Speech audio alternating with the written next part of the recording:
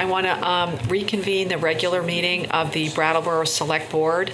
We know the meeting has been properly warned because we convened at 5:30 and did interviews for some committee appointments that we had, and we've been into executive session. We made no votes or anything into executive session. The first action is to approve the minutes of the September 19 meeting. So moved. We have a motion to approve the minutes of September 19th. All those in favor, please say aye. Aye. I want to state the obvious that we have 2 members missing this evening. So any votes we take have to have 3 votes to pass. Does that make sense to everybody? Yes. Yes, in the affirmative. I also want to just go over a couple agenda changes because we are 2 people down and we want to make sure that we have 5 people when we're talking about these rather substantive issues. So under new business, we're going to move to the next meeting the fiscal year 2017 year-end financial report. We're going to move to the next meeting the recommendation for the interim replacement of the ladder truck. And we're going to move to the next meeting the rescheduling of the 1st November select board meeting. And that's going to be a discussion of whether we reschedule it. It hasn't been set yet. So those 3 issues, if anybody's here for those, I'm sorry we're disappointing you, but we're going to wait till next meeting. I also just want to, I'm going to say one thing, and then Brandy's going to talk about all the other good things that went on. But the the library had a really, really great 50th anniversary party. If anybody went, it was the first time that I've been to the museum where there were no books on the main floor, but there was a band and dancing. So you probably only see that once every 50 years, but it was really wonderful. So anybody that went, and I think BCTV was there, so you might be able to watch it if you couldn't go. So it was wonderful. I know our town manager doesn't have any comments this evening. Thank you. So does anyone on the select board have any comments or committee reports? I have some reporting to do. I would like to say that I attended the 4th annual celebration of the Roots Social Justice Center, and there was a really wonderful march that went through the entire town, singing really uplifting songs that were stuck through my head for the rest of the entire night. It was very well attended. We saw Kate. We stopped into the library and sang happy birthday. And it was just a really joyful, wonderful thing to be a part of. I was also able to attend the forum last week, I believe, at the library called Why Don't They Just Stop, which focused on addiction and was put on by Turning Point. It was a really, once again, very well attended. I saw out of the corner of my eye they were bringing more chairs, and I wonder if there was maybe 50 or 60 people for a midweek forum, which is wonderful in the town. And I thought it was a great conversation starter to a very uncomfortable topic, and I appreciated that the panelists were so frank about their personal experiences. And the ad hoc committee that had been discussing the panhandling flyer that I think we're familiar with met last week, and Kristen, the social worker who works with the Brattleboro Police Department, came and really spoke very openly and very frankly about what she deals with in her position with the community and how often and how many and her perspective on things. And I think everybody left that meeting with a deeper understanding of what's going on outside of maybe what we had understood. And that meeting that committee will be taking a step back until October 25th to better formulate intent and so on. And that's my report. Thank you, Brandy. John, do you have anything to report? Just a couple sad things. I just want to mention Las Vegas. I think it's another one of our sad points in our history, and hopefully we can get beyond this and do something about it. I'm not sure what can be done, but it's just another sad event. And the other sad event is that we had a local person in town that was in a pretty severe motorcycle accident, Stanley and Laura Line. And Stanley owns Line Motorcycles, Line Sports, down on Flat Flat Street. And they're just wonderful people. And so if you want to pray for somebody, Stanley's in a pretty rough shape right now. So he could use all the help and prayers that he can get. And they also have a GoFundMe site. So I suggest if you really want to give to a local person and somebody that is really wonderful for the community. I mean, he puts on a party every year down on, and that's out of the kindness of his heart. And he helps a lot of people. So does Laura. Laura seems to be doing a lot better, but Stanley he's fighting. So if we can keep him in our thoughts and prayers and go to the GoFundMe page, that would be wonderful. So thanks. Thank you, John. Now it's time for public participation, and this is the time that anyone here can speak to something that is not on the agenda. And I'm going to talk about one thing and then throw it to the people who are here for public participation, is that there is a event coming up, a career expo in downtown Brattleboro, and I think Leo Schiff is here to speak to it. So come on up. You can be you're the first public participant. Thanks, Kate. And give us a little background about who you are. Sure. So I'm Leo Schiff. I'm the regional manager for Voc Rehab Vermont, which is a state agency. And I'm Susie Wagner. I'm the regional manager for our local career resource center that's operated by the Vermont Department of Labor. And we are two members of something called the Wyndham WorkNet, which is a workforce development and support consortium of service providers, employers, and educators. And coming up on Thursday, October 19th, is our 5th annual Career Expo. And so the Career Expo is kind of an enhanced job fair.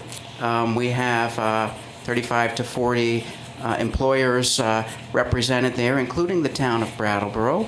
And it's for job seekers and for students and for people who are trying to upgrade their career trajectory. So it's not just people looking for jobs, but people who want to get information about different fields of work and credentials and what they need to move forward. And we've gotten great cooperation and support from the town of Brattleboro and from the Downtown Brattleboro Alliance. And this is our 2nd time holding the event downtown at the River Garden, and we're excited to be in the bustle of town. So I just want to mention that as of this afternoon, we already have 36 area businesses, educational excellent. institutions, and a few nonprofits that have already registered. So we have a few slots left. Some of our biggest businesses in the area are already represented. In previous years, we typically see 300 plus area job seekers coming. So for businesses, it's an excellent opportunity to meet those in the community who are looking for work and to support some of their recruitment needs.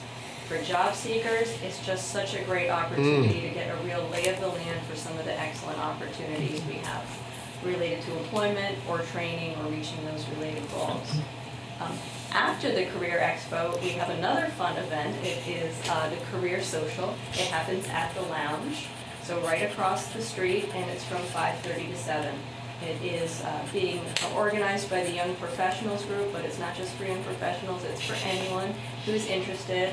So it's a much more relaxed environment, mingling, talking to some area businesses, talking with some other folks to compare notes, get some ideas for opportunities in the area. Sponsors. Oh, yes, and we have some great sponsors. Okay. So the Downtown Brattleboro Alliance, Mount Snow, GS Precision, the Brattleboro Retreat, Chroma Technology, 92.7, the Creative Workforce Solutions Group, the Vermont Department of Labor, Southeast Vermont Community Action, and the Brattleboro Development Credit Corporation. Super. So thank you all. And it's Hope to see you there. And it's 1 to 5 on October 19th at the River Garden. That's right. Perfect. And David Scholes is probably mad he's not here because he'd be pushing for the kids, from the high school to get over there. And We will have high school students and Yeah. Career Center students. It's a Good. really nice opportunity for them. absolutely. Thank you two very much. Is there anyone else in the audience that would like Dick? One second. Dick DeGray, Brattleboro. Just wanted to follow up on what John was saying about Stanley. If you want to find out what Brattleboro is all about, go to that GoFundMe page. Really shows you the spirit. And it speaks more to Stanley and how many people he's touched, the amount of money that they have raised. And certainly, if you can, I urge you to give to that, because they certainly have some huge medical bills in front of them. So again, John, thank you for bringing it up. The reason I got up because I wanted to acknowledge Scott Borofsky.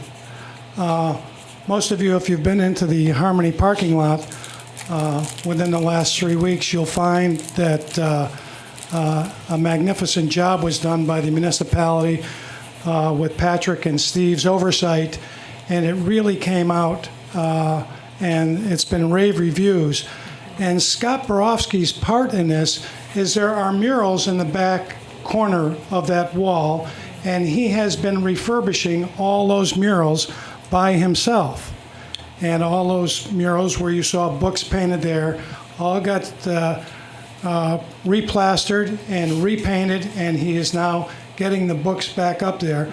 A real task. He's been working alone.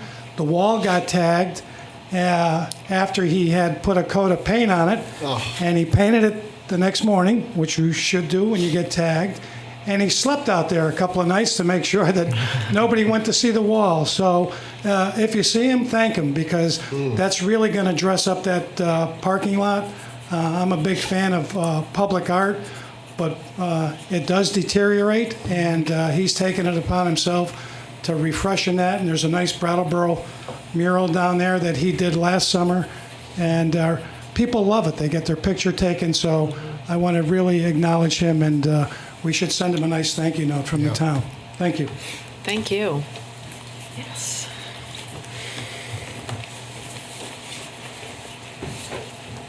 I being Nick Nickerson. A couple of months ago, I came to the board and kind of a goofy presentation of about a couple sentences.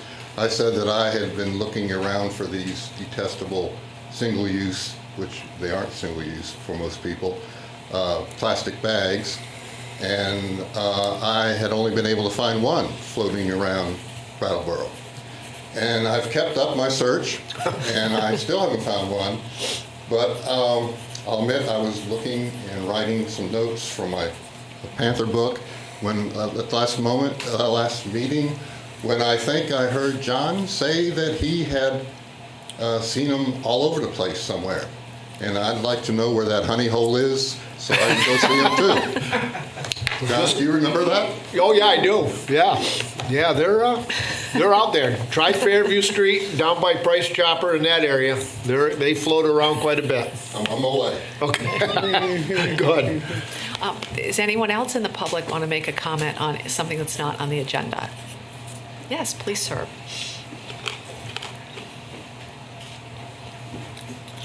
Don't be long-winded either. You don't have to worry about it. I'm not a good public speaker. Pierre Landry, Brattleboro. I come here tonight as a resident, taxpayer, and someone that works downtown.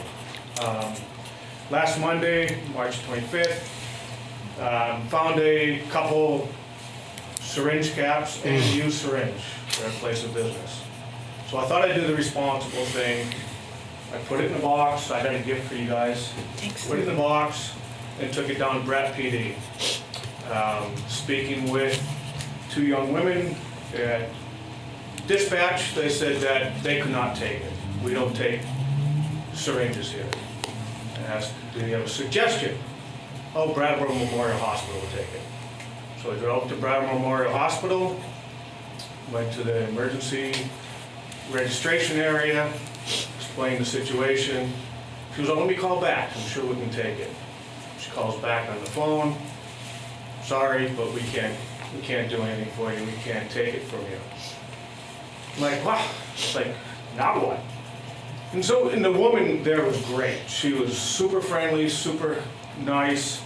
I said, do you think Rescue Inc. would take it? And she goes, oh, let me help you out. I'll call Rescue Inc. before you drive all over the place. So she she made the phone call and talked to somebody up at Rescue Inc., and then she talked to a second person at Rescue Inc. She goes, I can't believe it. She goes, they won't take it either. I'm like, you've got to be kidding me. This is ridiculous. You try to do the responsible thing. Right.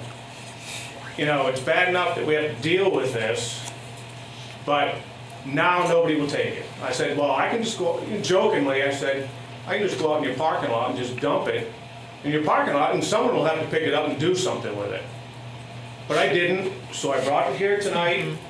I got it for you guys, and I just don't understand how, as a town and a community, you can't help someone trying to do the right thing. You're right. But yet we are constantly enabling certain residents of this town to continue this. And it doesn't make any sense. And I'm pretty upset about Yeah, you it. should I don't be. understand it. So, you know, I'm here tonight. Unfortunately, it's not, you know, uplifting and a happy situation, but it's reality. Yeah. And I see it where I work a lot. I know a lot of the people that come up and down South Main Street. I have a good relationship with a lot of them because I find them sleeping at our facility, and I ask them nicely, you know, you can't stay here. And, you know, it's just unfortunate like that the town does not have a place that someone that wants to do the right thing other than throw it in the trash can take this stuff, and I don't understand it. Do- So here you go. Do you, I'm sorry, Pierre. is there, Thank you. I thought we I mean, had the police chief isn't here, so I don't like to have conversations without We'll find him. out. Yeah, that's what I wanted to ask. I don't know who will take it, but we'll find out who does so that we can get these properly disposed of Right. and also spread the word of where people can Right. take needles when you find them. Thank you. Thank you. Thank you. Is there anyone else that would like to make a comment? All right, thank you, everybody. Would someone like to make a motion for us to convene as water and sewer commissioners? so moved. All those in favor of convening as water and sewer commissioners, please say aye. Aye. Anyone opposed? Motion carries 3-0. We are water and sewer commissioners, and we're here to hear from our Public Works Director about the Welcome Center pump station, and you would like us to award a bid this evening. Good evening. Good evening. Steve Barrett, Director of Public Works. Yes, you are. I'm here to discuss the bids for the Welcome Center. Pump station project, brief history. Pump station was installed over 20 years ago for the Welcome Center itself in the village of Algiers in the town of Brattleboro, the Delta Industries in Brattleboro. And over the years, with Commonwealth Yogurt and other industries, Brattleboro uses a majority of the pump station capacity. So I met with the board in June and again in July to come up with agreements with the state for us to take over the pump station once it has been rehabilitated. And the funding for this project is done by the state. And so, and also the Agency of Commerce and Community Development. So with that, we put the bids out, and I'm here to make a recommendation on the bids. We received 5 bids for this project. The low bid was $316,400 from Penta Corporation of Moultonborough, New Hampshire. The high bid was from Neil H. Daniels Construction of Scutney, Vermont for $471,000. So there's quite a bit of spread within the bids. We're recommending that we take the low bid. The engineers recommended well, what they expected the bids to be was about $325,000. So it's below what the engineer expected the bids to come in. So with that, if you have any questions. That's good to get 5 bids. Yeah, it was. Yeah. It's really good. Yep. Anyone else? Do you have any questions, anybody? We've talked about this a number of times. Yep. So if we go with this bid, when will that start? I mean, what are we looking at? Well, as you recall, back in June, you gave us authorization to order the pumps and the Right. controls and the Yep. generator. Those have been ordered. We expect those to be in at the end of October, and the contractor could start some of the work in the Oh, next good. couple weeks. So We hope to get the generator installed in the pumps, and then there'll be some work that will need to be done into the spring, but the 99% of the work will take place. The most important elements will take place in October and November. Yeah, Right. because this has to get done. It does. It's Yeah. very important. Yeah, fast. Great. Do you have a motion? I do, but I want to ask the public if they Yeah, have no, any I know. I questions. just wanted to make sure. Oh, yeah. John, you're on it, yes. Does anyone in the public have any comments or questions about the bid for the pump station? Yes, Dick. Were there any local bidders? Well, local is a term. What I would call local in here, there was All Seasons Construction from Springfield, Vermont. Daniels, of course, was from Ascutney. The all-season construction from Springfield was $384,022. Again, Penta, the low bid, was $316,400. And then the others were fairly local, with one from Massachusetts and one from Auburn, Maine. Waldenboro's not that far from here, but it's No. not in state, but that's, Right. you know. But they will probably incorporate some local Yeah. vendors also. So Yeah, so the bids ranged from high of 471,000 to the low bid of 316,000. that's So, correct. it's a big difference. Yes, will you come up to the mic? I guess it's just Yeah, why the yeah. bid's so different. Are they bidding on the same equipment? Is it just labor costs? I think there's certain risk with this project. If the wastewater fails, there's a lot of the risk goes on to the contractors. Different contractors have better expertise with pumping overland and bypassing sewer pumping stations. We figured that's one key component to the differences. And then when you look with some of the areas, logistically, they have to travel further to mobilize. So some of the closer companies. The next lowest bid was 382. So we feel Penta Corp was quite a bit lower.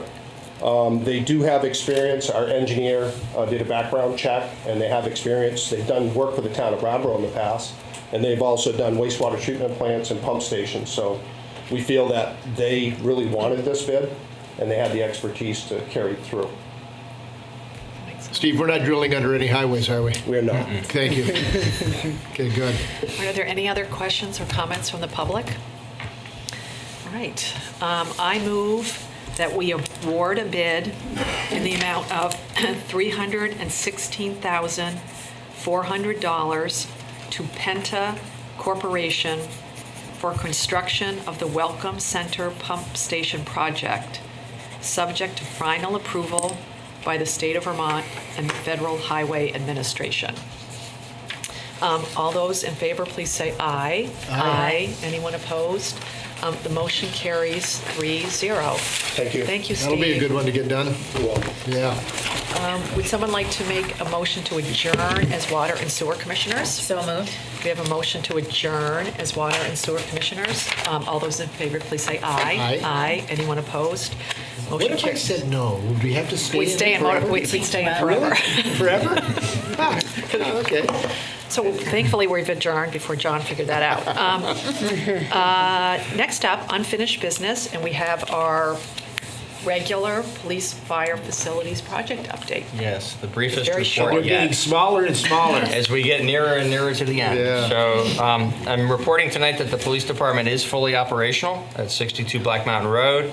That at the West Brattleboro Fire Station, the contractor who's going to do the demolition of the old station has mobilized. There's work going on inside the building, preparing for the actual demolition.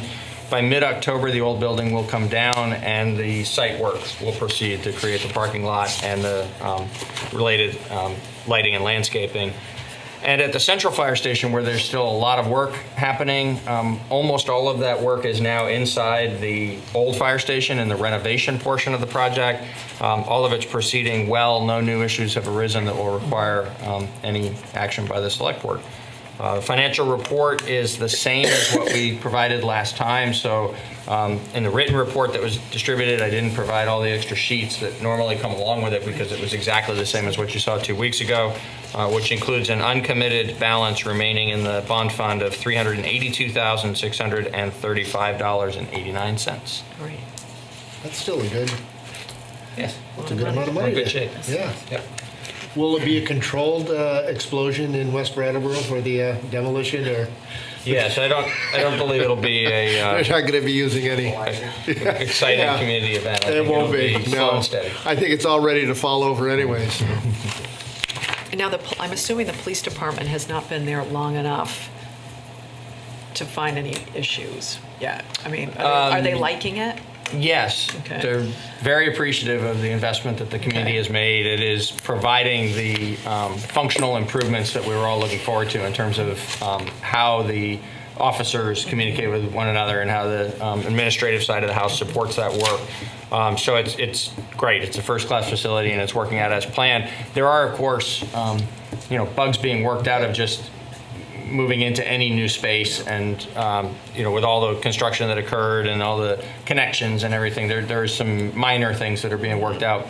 Nothing that has negatively affected operations, and nothing that requires any action by others than those who are on site. Oh, good. Folks, if you haven't gone up, please. Yeah, I'm sure they'd love to show it to you. It's a really nice building that they're in. Yeah. Brandy, do you have any questions? I No? don't. Does anyone in the public have any questions or comments about the police fire facilities update? All right. Next up is our continuation of the informational sign about panhandling. And just the Reader's Digest version, for anybody who's missed it, we have a sign that it's now in its third draft, although the first two drafts were drafted by a citizen committee. And at the last meeting, because the town couldn't agree on what the language was, town staff have drafted a new sign. And the proposal is for this sign to be placed on town property such as pay and display meters. Obviously, any private business can put whatever sign they want on their private business, but we're just dealing with a draft of panhandling sign to go, if we approve it, it would go on pay and display. What I'm going to do is, for people who don't have it, I'm going to read what the language says, because we all have it. I don't know if people in the audience do. Oh, yeah, Brandy will hold it up. The sign reads, "It is legal for people to carry signs or to ask for money in public places. Aggressive behavior can cause these activities to become illegal. No one is allowed to follow, touch, or threaten another person. If you feel threatened, you can call the police at 802-257-7950 or dial 911 in an emergency. If you need food, shelter, or other assistance, you can call 211 for referral to local service agencies."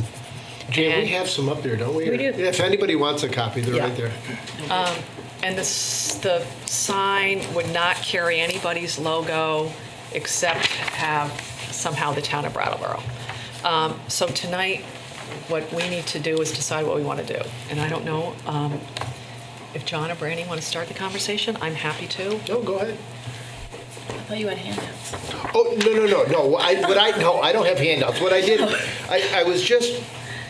I went on the internet the other night because, there have been some questions asked to us about the validity of the sign. And there's pages after pages after pages of signs that have been posted in other towns about panhandling. So I just wanted, to be out there that this isn't a new concept. This isn't something that, people just thought of off the whim. There's a lot of different towns and a lot of cities have tried at least to confront this problem. So that's all I had. I'm not really ready to talk Oh, until I hear, but I'm happy to talk. okay. And then we'll open it up to the public. Yeah. It probably is premature. Last meeting, I don't know how many people watched it or heard it. It was a very contentious kind of meeting. And I went home and I sort of, you think about meetings after you've been to them. And then I heard a lot about it afterwards. The town is doing, as a select board, we voted on 4 things for the town to do to address panhandling. One of them is the police have already started it, is a task force with professionals going out with the police and talking to panhandlers. Second, we're looking into a jobs program, whether or not that can work.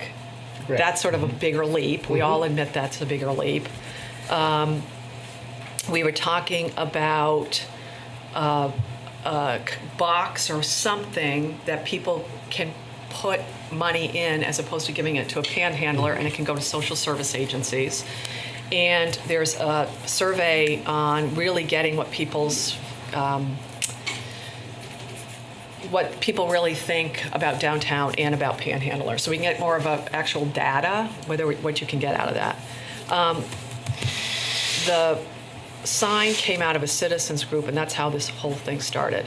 I wasn't a fan from the sign from the beginning because it had so many elements to it that nobody could agree on.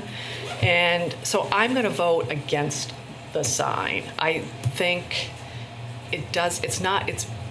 I don't think it's going to serve the purpose that people think it's going to serve. And I would rather us move forward on the other 4 things.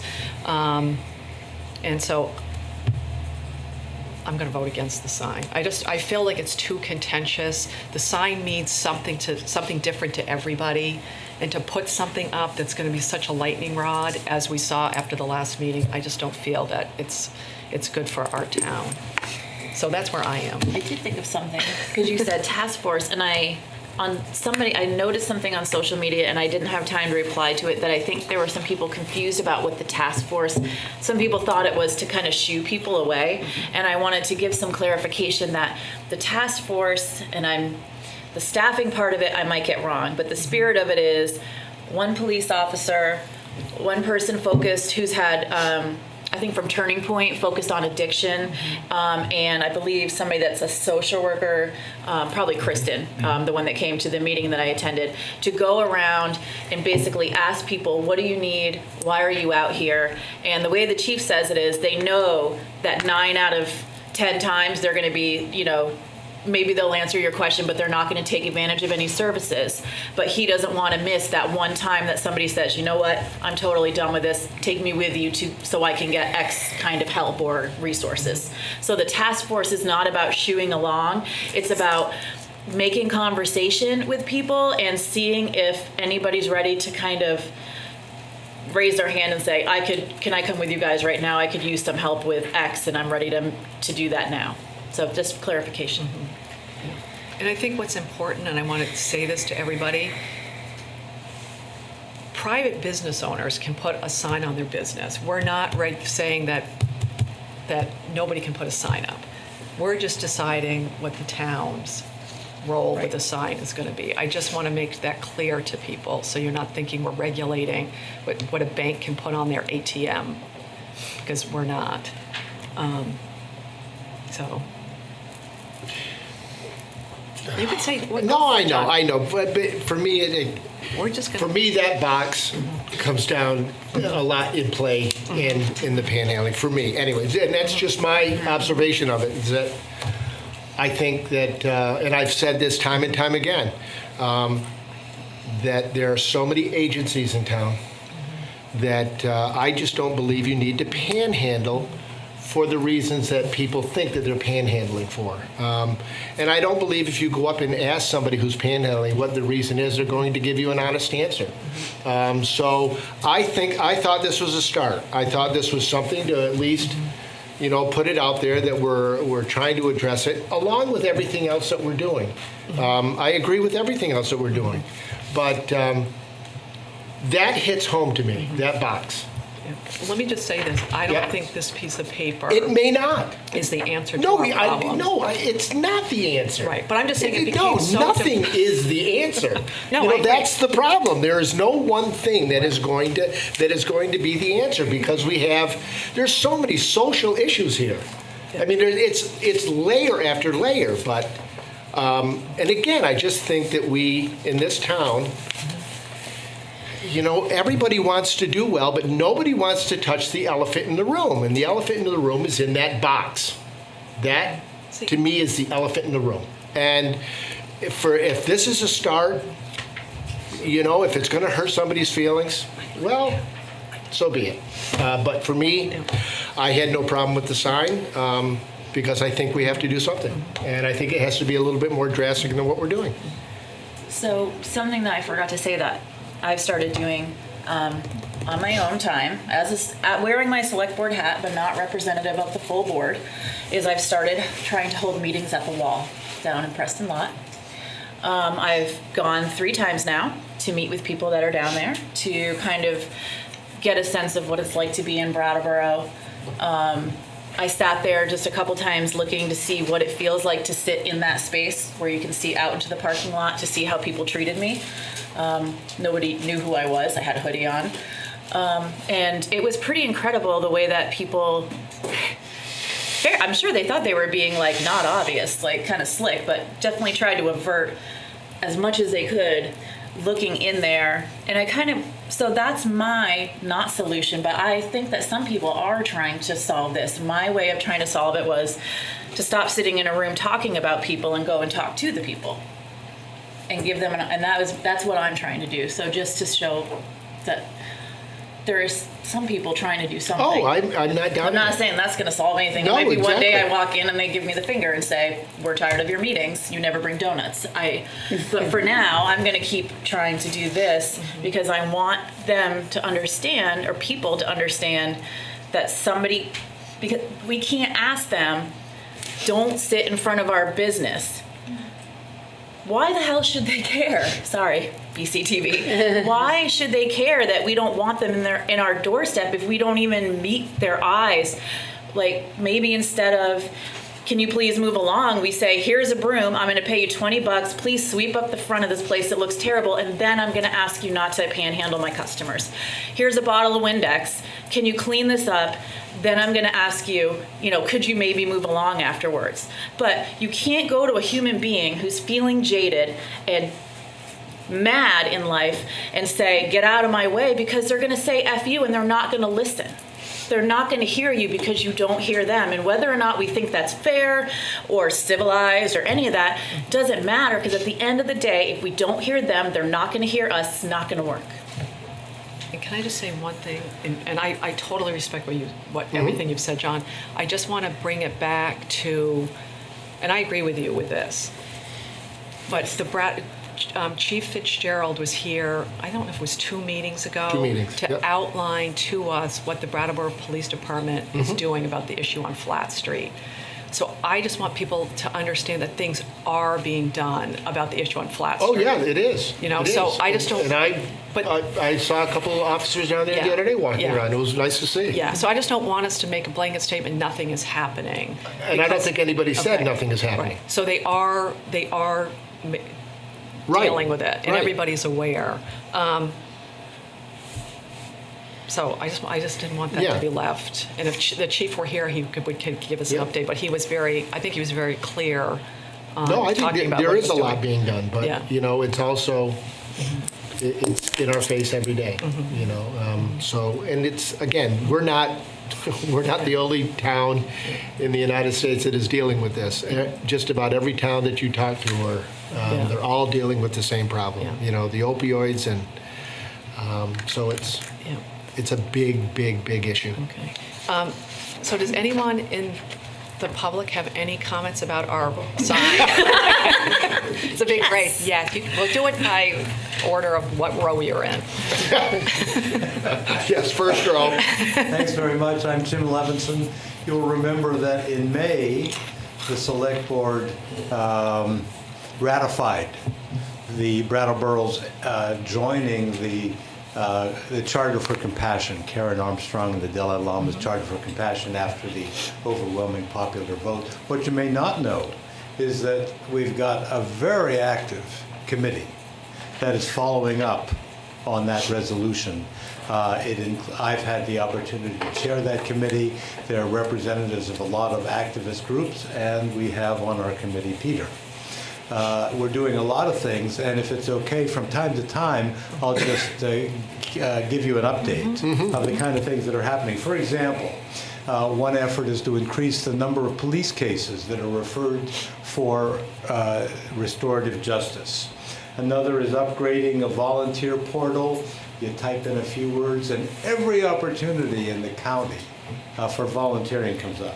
Another is a compassion story of the month. We're now on the 3rd month. If you want to write a great story, write that story about Stanley. Yeah. That GoFundMe had Yeah. a goal of $20,000 And now they're up to 80. $80,000. They're at 80. I With know. hundreds of people joining. It's Somebody phenomenal. writes, that's compassion. Exactly. Bravo. Yeah. Somebody ought to write that story up. Yep. Another is examining the possibility of Brattleboro having a sister community. Another is a listening project where we sit together with people with very different perspectives. And we'll update you from time to time if that's okay. So a question and a comment. The question is, do we know the number of active panhandlers in the Brattleboro area, approximately? Anybody know? I have no clue. One of my, day-to-day basis.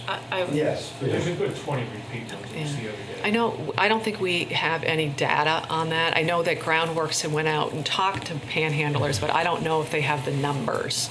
One of my colleagues who claims to know them all came up with a number substantially smaller than that. So that's a question.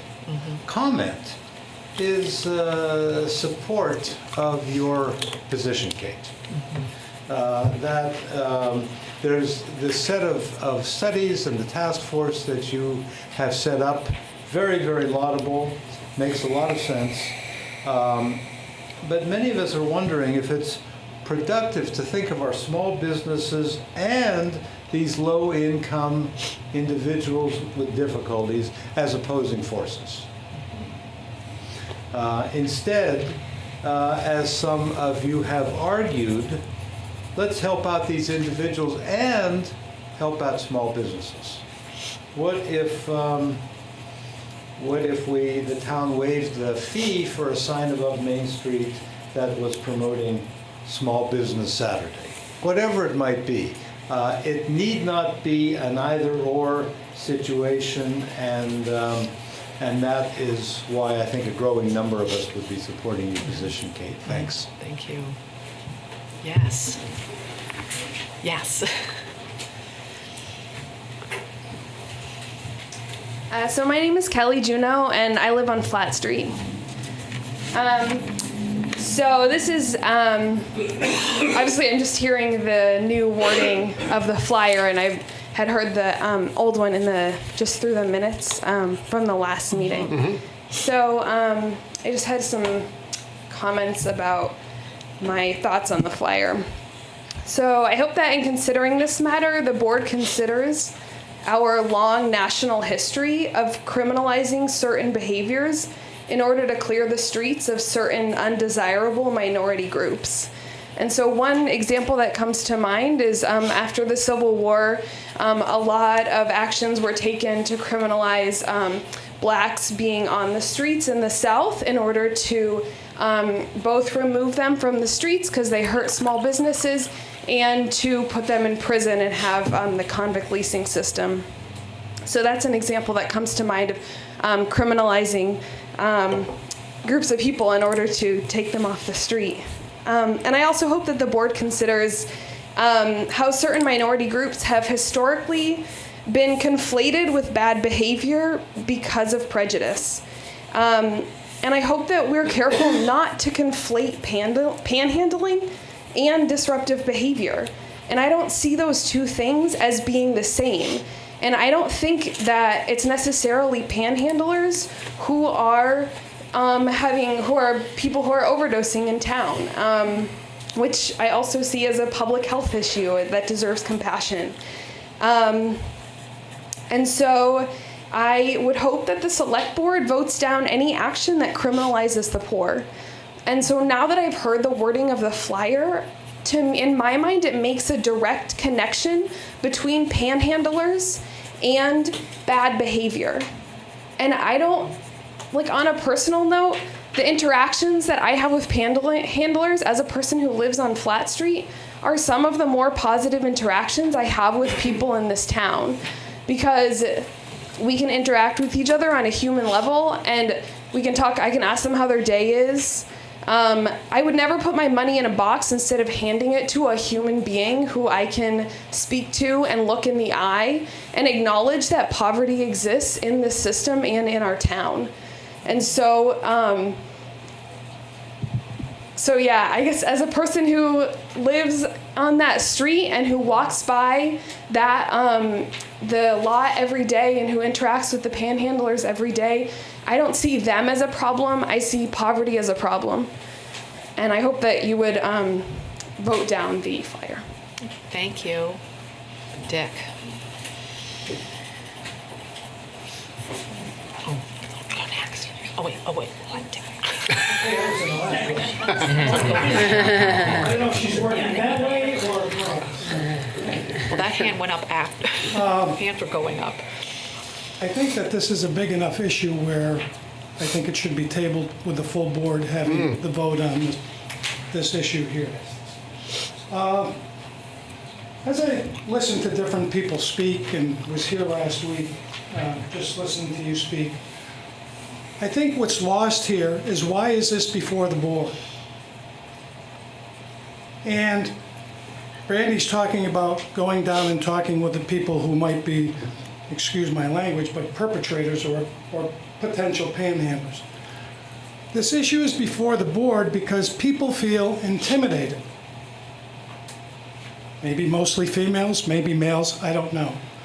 And they don't know what to do. That's why this came before you. Mm-hmm. It's not about poverty. I don't know what situation a panhandler is in. Financially, if he's a drug addict, if he's living in poverty, he could be a man like Mr. Reed who donated $6 million to the town. Some of it went to the library and some of it went to the hospital.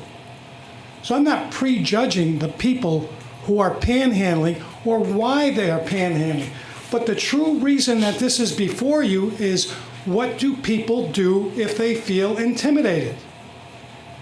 And they need an answer. And so here is the board saying, okay, we have these issues before us, and we don't want to disseminate any information to the victims here, because the victims are the people who are intimidated. I'm not a victim. You're not a victim because you feel comfortable, and that's great, and that's good. This whole issue came about because people were talking to other people on the street or store owners. It's not about whether my business is affected by a panhandler. That's one of the residual effects, but that's not the issue. The issue, and no one has said it, is about what do we do when we feel uncomfortable in this situation. What is legal? It's here. And where it escalates to something else, I can do this action. Nothing more, nothing less.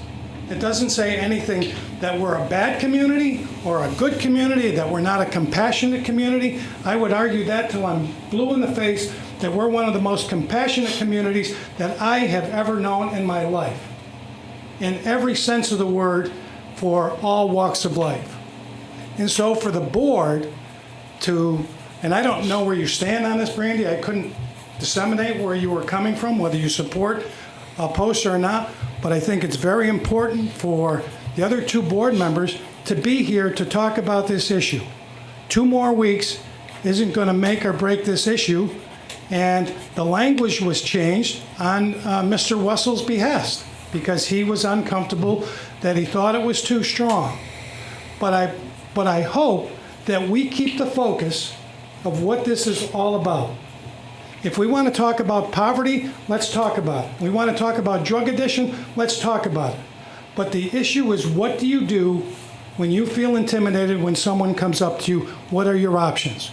And if we don't want to say anything at all, I don't think that speaks very well of us as a community, because people have brought it to you and have asked you for help in resolving this issue.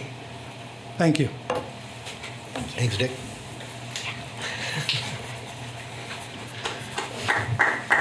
My name's Erin Weaver, and I've lived in town for about 6 years now. And I've been approached for money countless times in that time, but I have never felt threatened, even though the people I'm talking to are almost always substantially bigger than me. You know, they could overpower me if they were going to take my money. But I feel comfortable saying, no, I'm sorry, have a good day. And I feel very strongly that I don't need the town to step in and protect me from having to have that interaction with my fellow citizens. And I agree with you about the elephant in the room, certainly. But I don't think that this sign, it might as well just say, heroin is illegal, or police exist. You know, I don't think this is going to address the problem itself. So, thank you. Thank you. Oh, yeah, okay. Come on.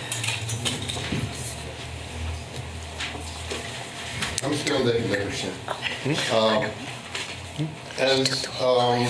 wanted to say, first of all, was there a question about how many groundwork people? I was here for that meeting in its entirety, like every meeting since April. And I believe groundwork said they tried to talk to 11 people and only 9 would discuss their panhandling. So it was a small number. It wasn't 25. But, as to regarding this, through the perspective of many decades ago, an abused child, and then an old rehab counselor, vocational rehabilitation counselor, there's one here, an old county social worker, city social worker, a case manager for the chronically mentally ill, and then a treatment counselor for young people at an emergency shelter. Also as a parent and also as a grandparent, I'm very comfortable with boundaries, and I think these are good boundaries. There's nothing earth-shaking about it. It doesn't take a rocket scientist to read them. It's common sense. It's common decency. Thank you. Thank you. Is there anyone else in the public? Yes.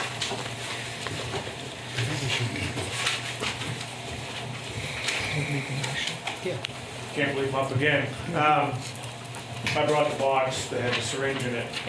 I agree with everything that Mr. DeGray said about this issue, but I also agree with John, is that the real issue with most of the people that are panhandling is that they're looking for a quick fix to get their next fix. Plain and simple. Most of the people that I see panhandling, I see almost on a daily basis walking past where I work. I also see them at 125 Canal Street, and first of the month, when they get their state money, they're in 6 o'clock, they're waiting for the 6 o'clock bell to ring across the street at the school where they know they can go in and buy their beer. They're just looking for their next high. I have plenty of friends that are recovering addicts, and I've talked to them about panhandling, and most of these people are just looking for, they don't want to work.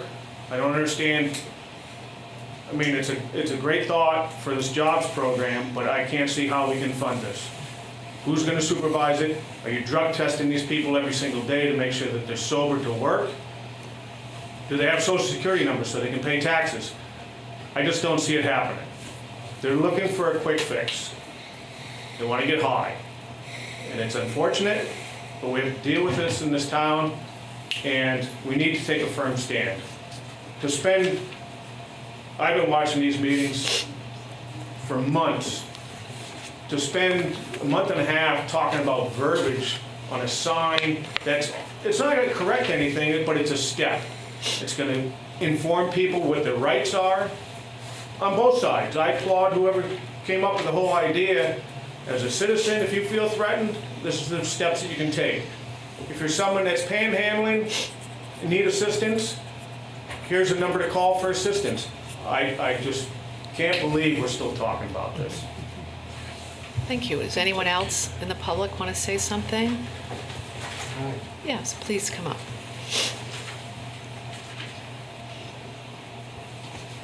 Well, most of the people who are... Could you tell us who you are and what town you're from? I'm John please? King, live in Brattleboro. Thank you.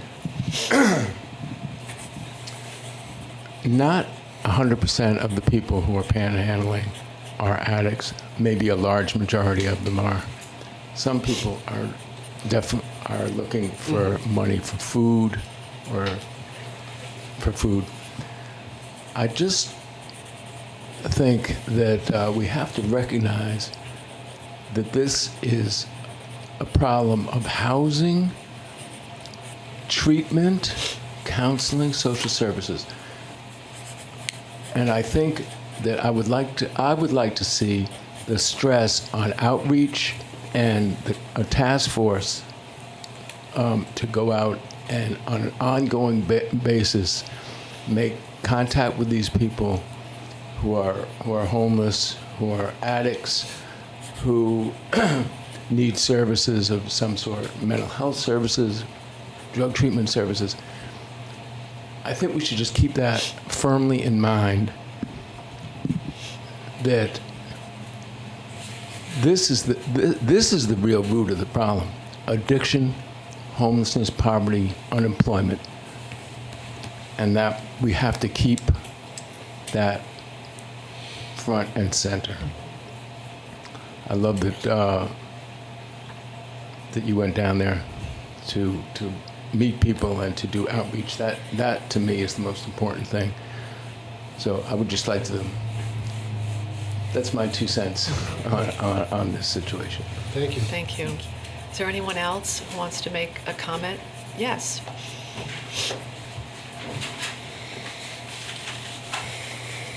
Sharon Couturier from Brattleboro, and I live on Main Street, and I don't deny that some people have felt threatened, but I walk all the streets. I've never once felt threatened by anyone asking for money or anything, or just help. Everyone has been, yes, they ask, but they often say thank you, and God bless you if you don't give them any money. I don't see that this sign does anything, and last week, or 2 weeks ago, people made the point over and over again, the sign doesn't do anything. It doesn't stop the problem. So the first part of the sign seems to say, there's a First Amendment right you have. Okay, we have a First Amendment right.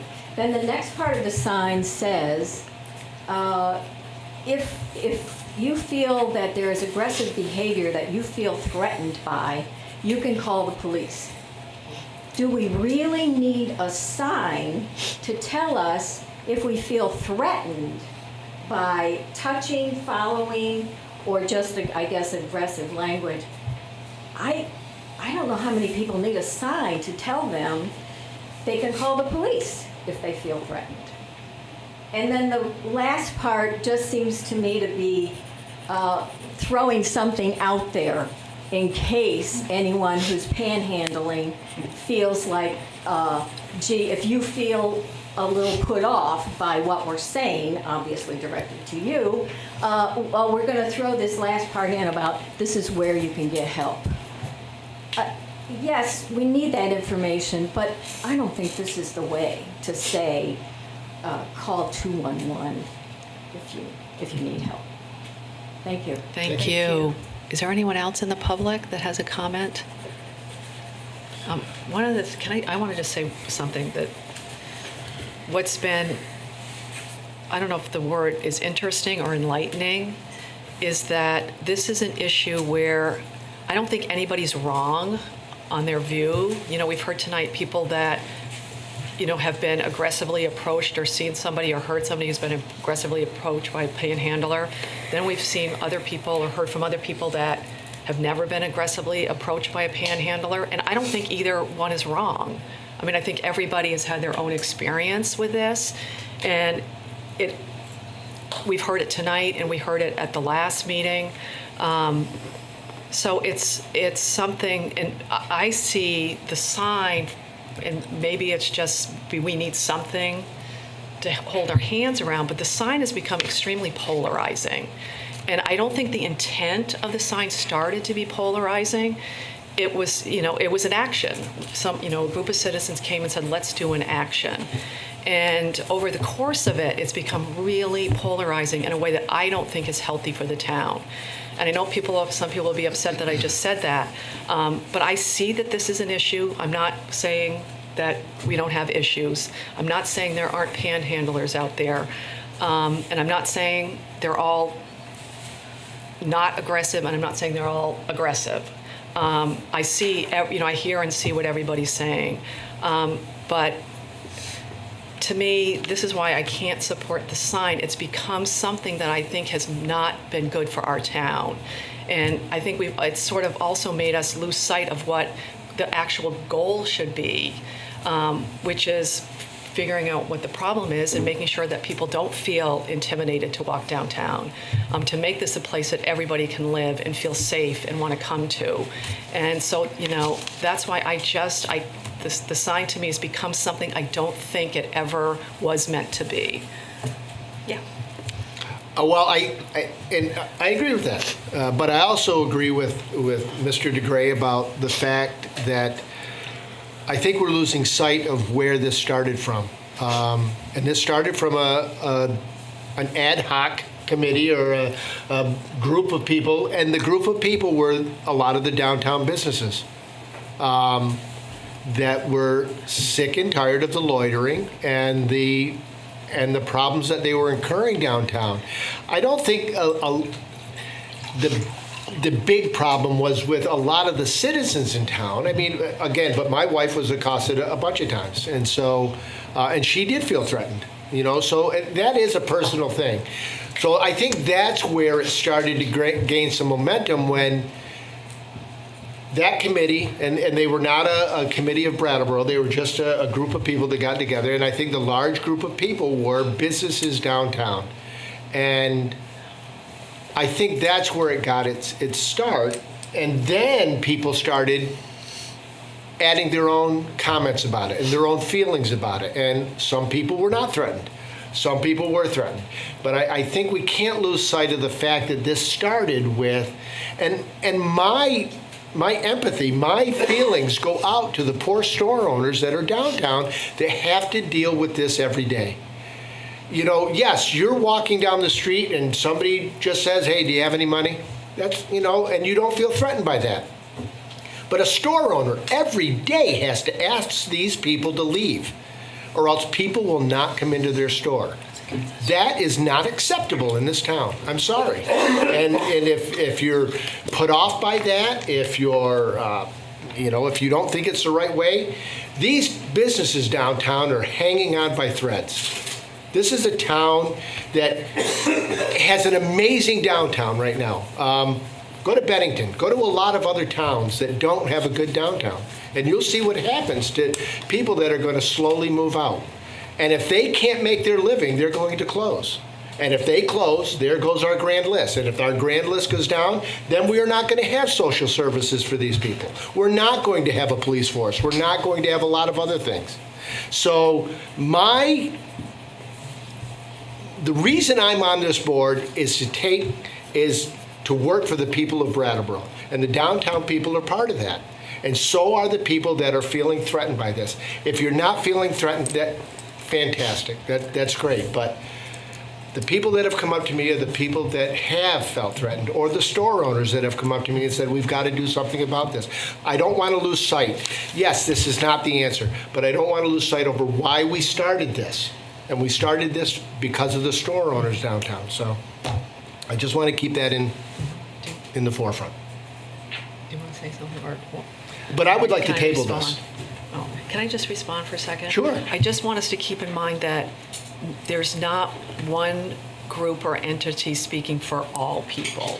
Do you know what I mean? So I just want us to. I agree. I don't think I said every store owner. Right. But and it's not. It's just like every person. We Exactly. all have a different experience. Exactly. And Yes. I thought what's been really fascinating is since our last meeting, I've had, and again, I don't want to, I've had so many people. And again, I hate it when people say all people, so many people. What is that? Like one or two people? Yeah. You know what I mean? But there have been people who really weren't even paying attention to it until we started talking about the sign. So it really has generated people thinking. But again, nobody's right, nobody's wrong. I think we all have our own perspective. Right. I'm sorry, Brandy. No, I don't disagree with anything. I would say somebody out here put it, I thought, kind of cleverly. That was like the sign might as well say heroin's illegal, and if somebody, touches you or makes you feel threatened, or then you should call the police. And I do sort of feel like we know that already. But so that's my only thing that I would say is I agree with that sentiment, is we do kind of know that already. And if you need a flyer to say that to you, then I guess you do. But I will tell you, if you touch me, you will be very pleased if you call the police. I don't need a flyer to tell me how to handle myself in an emergency, and most of the women that I know know more women than men, don't either.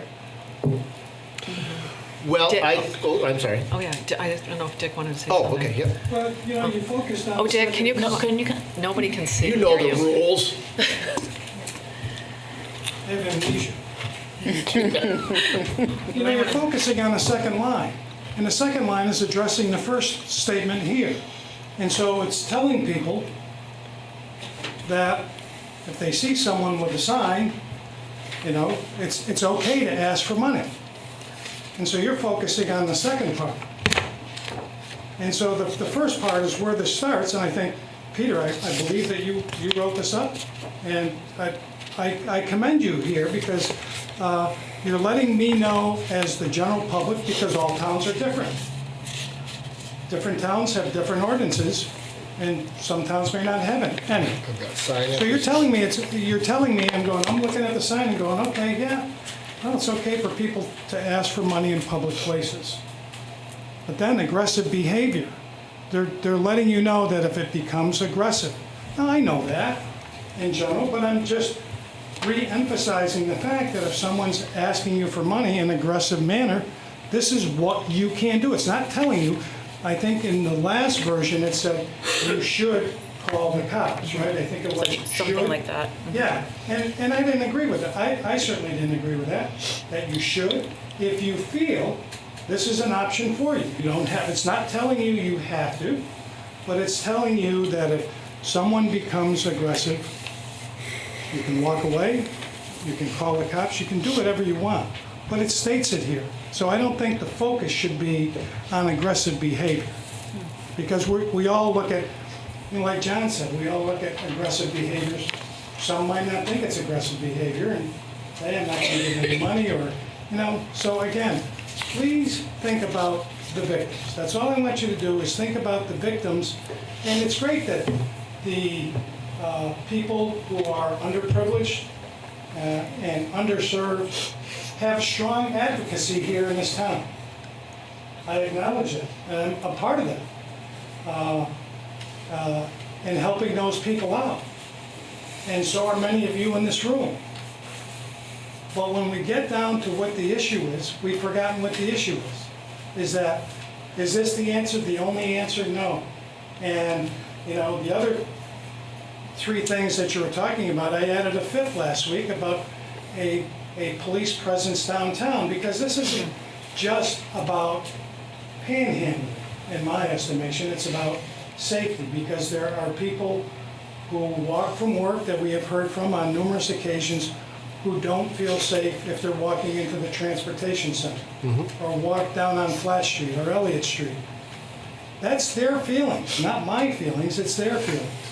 And so there's this whole mushroom of activity going on that we have to be cognizant of. And there isn't one silver bullet that's going to cure us, and is this sign the end-all be-all? I agree with you, Kate. It's not. But doing nothing, again, is not an option. I think it's great that we have the team on the ground talking to people and trying to help people out. You know, I hope that there's a way that we can provide some sort of jobs, whatever those might be, if that can come to fruition. I don't know. There's certainly a lot of work to be done there, and I don't see that being done in 1 or 2 months. I think that there's a lot of forethought. There's going to be budgetary concerns. If there's going to be money coming from the municipality, how is the town as a whole going to feel about that? So there's this whole cadre of issues before you, just in some of the solutions you have before you. The best one was the one with the chief, and that's on the ground and working now. I don't know how it's going. I certainly haven't talked to the chief in a few weeks, but I certainly thought that was a great idea, and maybe that's bearing some fruit. But, you know, tearing up the sign to say, oh, well, we know aggressive behavior, we should know what to do.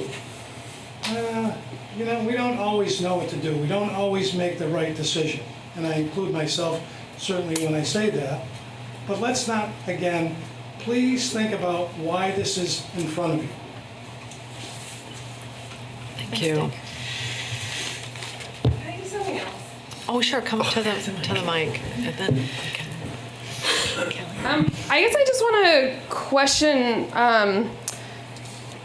why people feel threatened or feel unsafe, and where people's feelings and ideas of safety come from, and how valid those things really are. I guess people's personal feelings of safety can also come from prejudice in the world, and so I do have a problem with the way the sign is worded because of how directly it conflates a feeling of unsafety with panhandling. And I guess I just think that it seems like we feel fines making that connection with poor people and aggressive behavior. And I wonder if we'd feel as comfortable making the same connection with, for example, Muslims and aggressive behavior. We know in this country people feel unsafe around Muslims. That's whether or not you believe that's valid is up to you, but why do people have those feelings of unsafety? And I would imagine that if the sign said, you know, it's still legal to wear a hijab on the street, that is your right. And then the next line said, if you feel threatened though, like because of aggressive behavior, call the police. That is a direct connection between that group of people and aggressive behavior. And I don't necessarily think people's feelings of safety or unsafety are valid. To me, that has a lot to do with the prejudice in the world and possibly ignorance of the human beings in the community. thank you. All right, what's the pleasure? I would like to make a motion to table this issue until we do have a full board. Okay. We have a motion to table the sign until we have a full board. I don't want to deny a fellow board member a thing, so I'm going to begrudgingly vote yes for you, John, but because if I know. So we'll have a motion. All those in favor of tabling the panhandling sign till we have a full board, please say aye. Aye. Anyone opposed? Okay, we're tabling. Thank you. Yes, begrudgingly, John, we'll do it for you. Next up is we have new business. We have members from the Brattleboro Development Credit Corporation and SeVEDS are here to bring us an update. And everybody who wants to can come on up to you can bring another chair up so all four of you can come. Get some more fresh air, please.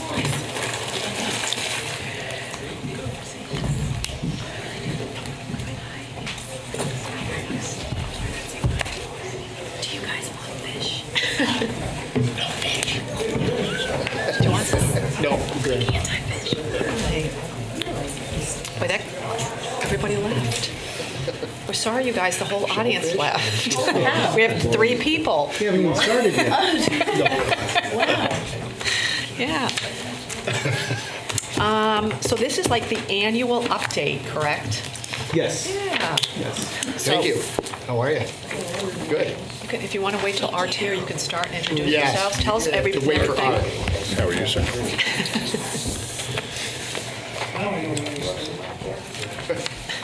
So thank you. It's great to be here this evening. My name is Adam Knoll. I'm Executive Director of the Brattleboro Development Credit Corporation.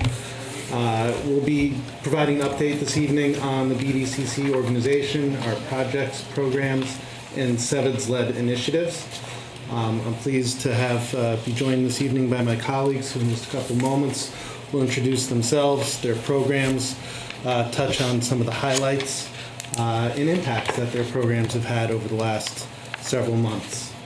When we first started planning this evening's presentation, working with Town Manager Elwell, we were in the early summer, midsummer for the scheduling. lots of scheduling challenges in the summer have landed us here this evening. As you mentioned, this was to be an annual update that we do in the summer months. We make our way around the region, updating the various communities on much of the work that we do. However, in recognition of the timeline and the calendar, we thought it best to also submit a letter indicating our intention for our annual funding request. So that has been received by the town, but for tonight we're really looking forward to just providing a conversation and update, not necessarily addressing the specifics of the funding request. So with that, I'm going to turn it over. Who's first? Laura, why don't we do an overview? Yeah, we'll do an overview of the SeVEDS first. So, good evening, everybody. I think I have met almost all of you. Laura Sibilia, I'm the Director of Regional Strategies and Programs. My title has changed once or twice. I'm going to talk to you just about the overall strategic arm of the BDCC SeVEDS initiative, which is the SeVEDS-led board. Their primary job is developing our 5-year comprehensive economic development strategy, the SeVEDS. That's a federally prescribed 5-year plan that there's a process for doing. The first SeVEDS has won a number of awards for implementation. It was completed in 2014 and will have to be redone for 2019.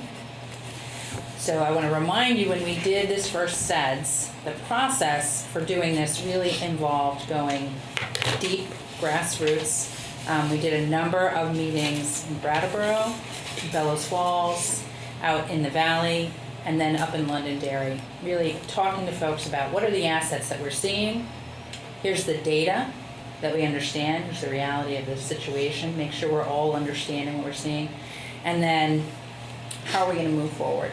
So that process will be starting again. We have preliminary approval from the EDA for funding to move forward with SeVEDS development. We expect that'll be getting really kind of hot and heavy moving spring of next year. We've got a lot of planning that's starting to go on. Boards are starting to look at data.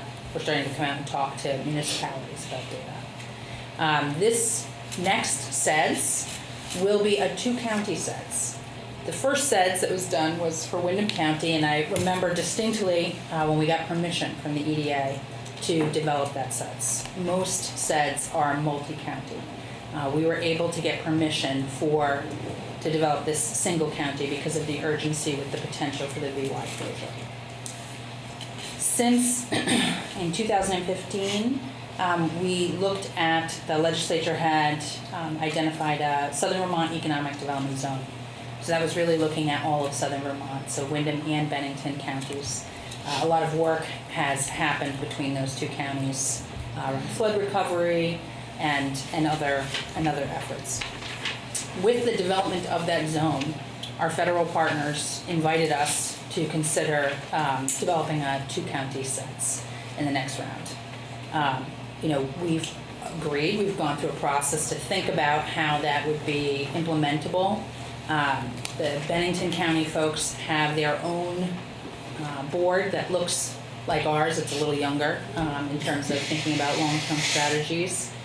The leadership of those boards, as well as our staff, Adam, myself, the staff, and folks from BCRC and BCIC, which are the Windham Regional and BDCC organizations from over there, have been meeting and talking about how we're going to troubleshoot things like implementation. How are we going to meet and talk about things in February, because there's that Route 9 business. And we're starting to troubleshoot and get really practical about those things. So I think there's a lot of shared data and challenges, and there may in fact be some strategies that are the same to be implemented. Implementation will be by region. So we'll be doing this planning together, but implementation will likely end up looking very similar to what it does now. Occasionally we do have a Southern Vermont project, but most of our projects are Windham County based. So we wanted to update you that process is coming. In the development of the Windham County SeVEDS, Windham Region SeVEDS, which I noted, we're proud of. We think there's been a lot of success implementing it. The town of Brattleboro was key partner in the development of that. And so we definitely hope that you will participate in these sessions, that you will provide us feedback with data, pieces that you think are really important to us to make sure are considered and thought about as we're developing this 5-year plan. The plan itself will only be as good as any plan is as what goes into it. So that's a very high level of where we're going with that. The other piece, along with that, we've been going out and presenting that information to all of our municipalities. And we've been starting to promote the conversation about, do we have the right strategies? Do we have the right goals? Do we need to evaluate or change those? And what we've done is taken 2 pieces of data and we've mapped them out for all of our towns. And we've gone out and we've shown that data to each one of our towns. And so you'll find on the second sheet here, those data points. And we'll tell you a little bit why we thought they were relevant. So the first data point, I'm gonna make sure I'm on the right one. Did you give them this one as well? This one as well? Oh, it wasn't Yes. attached? Oh, okay. No, that's the second one. So the first sheet you'll see is the number of people by age. And so, this is something that we have seen. It's a very high priority in our current sets, is looking at stopping population decline. We've kind of amended that to, it would be nice to grow the overall population by 1,000 or so. We think there's significant impacts to our available workforce and the ability of our employers to grow based on these numbers, as well as the demands on services, on our educational institutions, healthcare institutions, et cetera. So we think all of our towns have actually been receptive to this information. Some of them have asked us to go and gather additional data points, which we're happy to follow up with by doing. The second is commuter data. And as you all know, the key aspect of this rural economic development strategy for us has been acting regionally. No town is large enough to affect the change, the size change that is needed on their own. And so this data right here sort of speaks to that. It's interesting for us as we're looking at it to see the kind of little hot spots of employment throughout the region. But a lot of folks are commuting. So, and did you just hand out the other data? Yes, did you hand that to them? Yes, I did. Okay, awesome. So we brought you Brattleboro's. Brattleboro's is kind of an outlier, as you may or may not expect. We've also brought you Newfane's to look at. And the reason that we did that is so you have a sense of what we're saying when we're out talking to our other towns, which is, by the way, everybody's not employed in your town. And we need to figure out how to help your residents and help the residents of the next town over and this shared labor force. So some key aspects, some key takeaways with Brattleboro. A lot of our smaller outliers look like Newfane. You've got that really big kind of alarming trend. Wyndham County as a whole looks like the smaller towns. Like where are all the parents? Where are all the kids? What's happening here? Brattleboro, we see a significantly younger population. I don't think that's news to you folks. It wasn't necessarily news to us. But we also see in the commuter data a little bit of a surprise. We were talking about this today. 40% of the folks that are living in Brattleboro are commuting outside of Brattleboro to their work. Of the workforce. Of the workforce, excuse me. So we think that's a significant number. You're probably aware that we also do some tri-state work with Franklin County, Cheshire County, looking at that tri-state labor shed, a la the VY job losses. In Newfane, which is just down the road, we can see that that's a much higher number. We've got 15% of folks are likely working in Newfane of their workforce. So we wanted to give you this data. We're happy to take any questions about it, but the purpose of doing so is really as we've gone to all of the other towns, is really just to get this conversation started, to have you thinking about what additional data would be helpful or important for you, to make sure that we consider that or have that as part of our public sessions, thinking about the long-term regional strategy. So have I missed? I would say just some clarity perhaps on the age, the importance in what we see when we look at Newfane, which is representative of the many towns in the community, is that 20 to 40-year-old range. When you have a smaller 20 to 44-year-old range, you are going to have less children in the near future, just by who is out there doing that. So the impact for the future is, yes. Very nice way to put Right. So those of childbearing age, if we don't have those folks, we won't have the children, we're not going to have the children in our schools. It is a strong indicator of future performance. So when we see that, we really, it raises some concern. In Brattleboro, that is a little higher than the other communities, as already noted. And for us, when we're out meeting with the other communities, the real indicator is in those communities, often it is closer to 60% who are leaving their communities for work. And the average drive time in Windham County is in excess of 24 minutes. So folks are moving, including Brattleboro folks are going somewhere else to work. And then there's folks coming into Brattleboro to work. So it is a shared workforce. And I think that's probably a good segue, if it's not premature, to turn over to Alex on the workforce. I would just only add that I think the most consistent reaction with that data in our municipalities has been surprise about the commuter. So.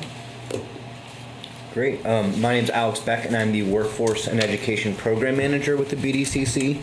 And I think this population conversation is a great segue into really discussing how can we ensure that everyone who can work is working and has the skills and opportunities to do so. And so the programs that we run, the Southern Vermont Young Professionals, as you recently heard, are hosting an event directly after the Career Expo that Susie and Leo mentioned. I have another flyer.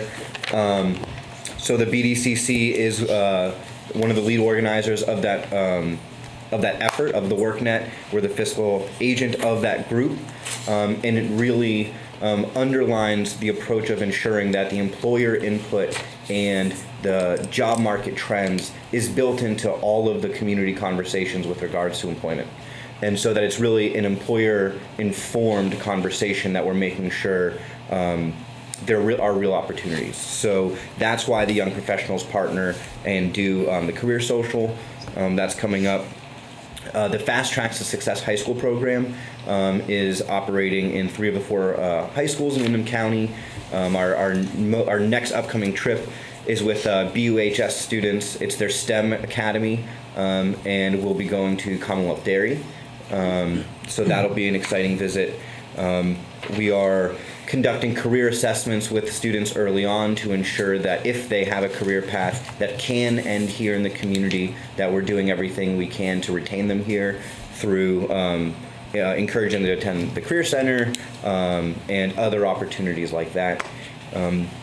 We have the 6 colleges and BDCC internship program as well. That is a retention program for our college students.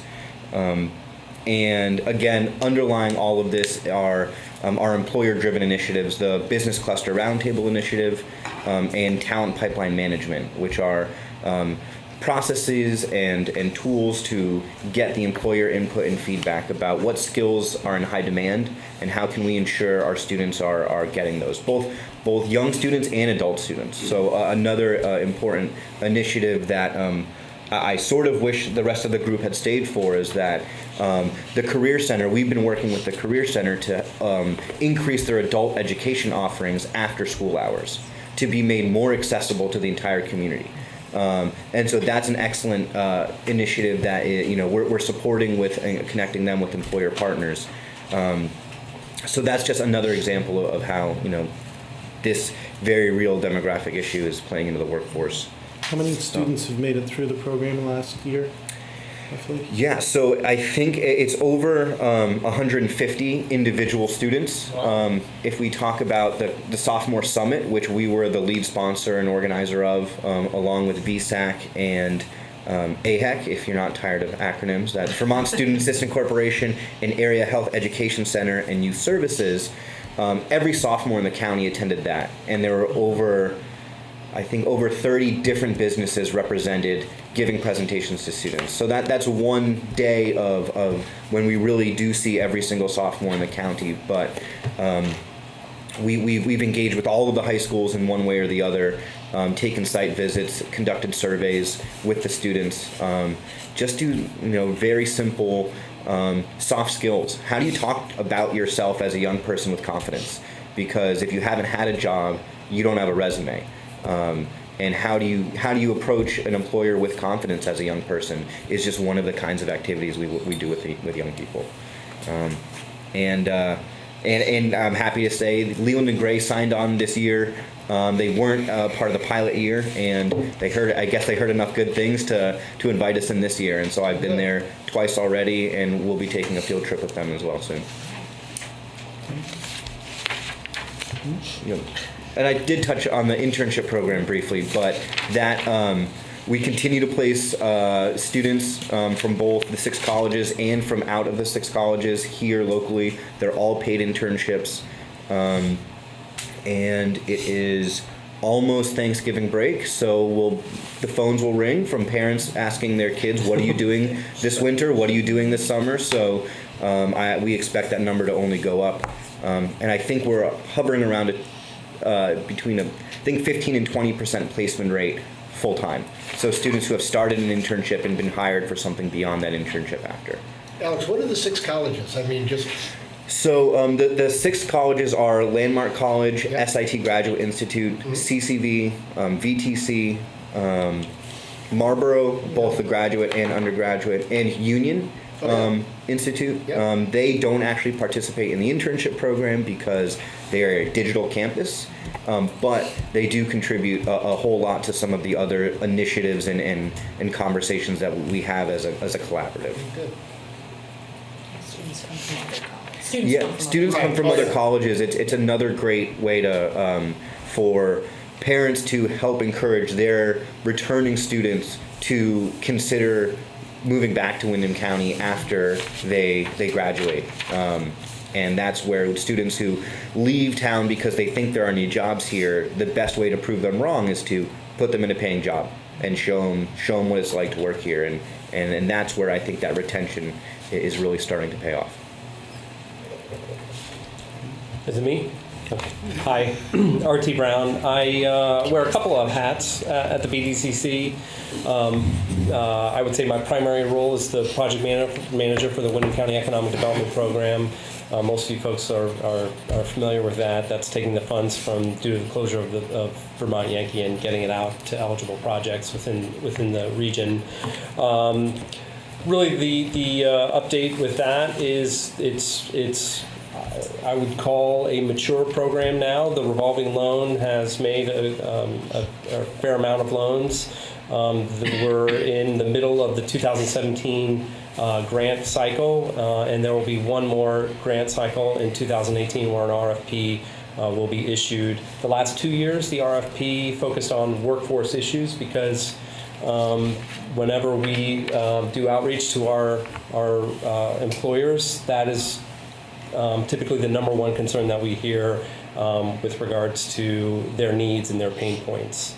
The other hat that I wear is a relatively new title, which is Head Instigator.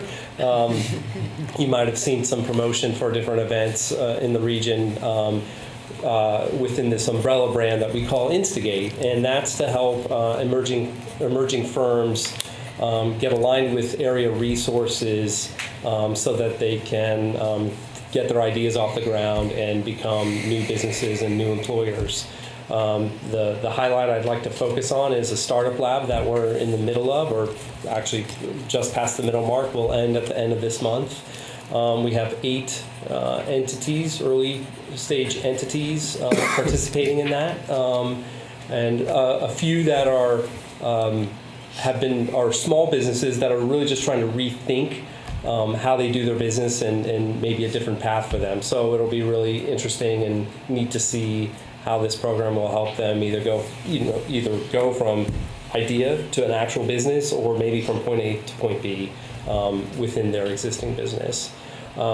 The other program I want to touch on is a new program that we're just in the process of rolling out, and it's a mouthful, but it's the Southern Vermont Micro Entrepreneur Assistance Program, or RMAP for short. We love our acronyms. I hate it. I need a book on it. I know. It's got a glossary. Yes, we do, actually. So the RMAP program, it's again to help early stage firms or firms that are unable to get financing from traditional lenders. So we have a number of firms that are incubated at a variety of our spaces, and for whatever reason, small businesses are just not bankable. And I don't say that cynically, it's just that they don't have the tax returns to support their business, and it's hard for a traditional lender to see how they can give them some funds. So this program, which is USDA funded, will help them do that, and it's accompanied by or with a grant that helps us surround those businesses with resources so that we can ensure that this money is put to good use and they'll be able to meet their obligations. So, Art, is there a cap on the amount of money that? yeah, so this is up to 50,000 loans. There's a fixed interest rate no matter the use, so whether it's working capital or equipment or property acquisition. I don't know what kind of property you're going to acquire at 50,000, but maybe a large piece of equipment or something like that. So it's up to 50, and it has to be employers with 10 or less employees. So it's really meant for very small businesses. And is it loans or lines as well? It's loans. Okay, so it doesn't revolve. It doesn't. You could come back for it. You could come back. That's fine. Yeah. So that's it for me. And it fits well with the town's Oh, yeah. revolving loan fund. Exactly. Yeah. We've talked about that a lot. That would be a great way Right. to leverage each other's. Yeah. The revolving loan and the RMAP. So the town can work with, or send people, we can send people to you, and you can send people to the town. So that concludes our formal update. Happy to answer any questions. I guess Dick has a question. Question for Alex. Several months ago, when the diversity conversation was happening, you were sitting at the table. And I'm wondering how you're doing in terms of recruiting minorities for internships, and/or how is BDCC/SeVEDS doing in recruiting minorities into its workforce? Sure. I think it's important to recognize that you cannot easily target specific populations just because you would like to see more diversity in your community. And of course, that being said, resumes and cover letters come in electronically. So there's really no way for us to know the economic, racial, ethnic, gender diversity that we see as a program. So I can't speak about any of those statistics. We don't track them. If all goes well in our internship program, we may not even meet face to face with that intern before they found that fit. But sometimes we do, and sometimes there's a lot of face-to-face work done. So we don't have those numbers, but what I can say is that recruiting through higher education will inevitably lead to more diversity, depending on the geographies and communities where those higher education organizations exist. I think that is one of the things that our colleges do great, is bring diversity to our communities from outside. And so is it certainly a resource we hope to see leveraged, certainly, but I can't say that as of right now we do any targeted recruitment in diverse pools. I can say that we do try and ensure that our marketing for our workforce program materials reflects a diverse community, and so I think that's really important to ensure that what do the faces look like in the videos that we are promoting or in the materials that we're putting out. We've also been a eager and early supporter of IamAVermonter.org. So we've contributed to that program and helped bring that program to many employers' attention. And it's a great tool. It's a new website for the Windham region. If anyone has not yet seen it, it's great to have that. Many employers are unaware of some of the challenges that minorities may have in moving to an area such as this. This will help educate them on ways in which they can prepare themselves, their employees, for what will be a changing workforce, no doubt. Yeah, and along with that, and I didn't bring that up because that's what we spoke the most about at that meeting you referred to, but to acknowledge that similarly to what this WorkNet is and how we work Department of Labor and Vocational Rehab, as well as this diverse workforce development committee. So it is we're all informing each other about the best practices we can all do to raise the size and quality of the workforce. So a lot of what I do is informed by what I learn at those meetings, and I can certainly imagine us supporting initiatives that come out of that diverse workforce development committee if they align with what we do. I think Brandy has a whole list of questions. Well, I'm going to change the order, though, because I'm going to piggyback on what Dick said and just say I'm psyched that you're using I'm a Vermonter, and I know you hooked up Michelle Corson at Brattleboro Savings and Loan because I was there when we were trying to get logos. I believe I was delinquent on a logo. And also, to put Peter on the spot, something that we did that I think is great is just sending it to different, if you're not looking for only higher ed, but you're just looking for people, using people's mailing lists like Green Mountain Crossroads, The Root, or Vermont Partnership might also be a low-hanging way to just kind of zip off stuff like that. Are any of the groups that you're working with dealing with some of the challenges that come with having 5 generations in one workplace? Not just with the newer generation coming in, but many workplaces have, quite a span of people in the small, kind of these smaller businesses. It can be very hard to find upward mobilization. And I wonder, and also, we have the challenge of meeting the needs of people who have children, but also making sure it's fair for people who don't have children, so there's equitable treatment. And I'm just wondering how you all are involved in those conversations. Yeah, so I think with the right support and education in place, there is no better place probably than Windham County with regards to upward mobility. Right. Because we know that the job availability is open at the very entry level, as well as the people who will be retiring in the near future. We have business owners looking to retire and sell their businesses to young entrepreneurs. We have managers who are ready to retire who are just eager for someone to show up and fill those shoes.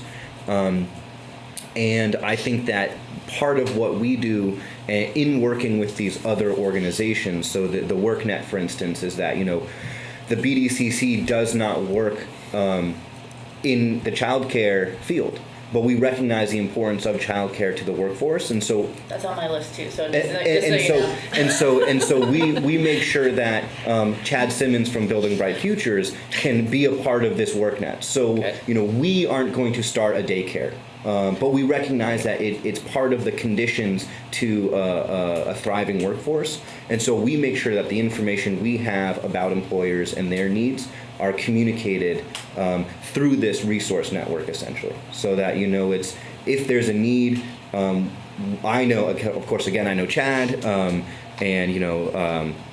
Vicky.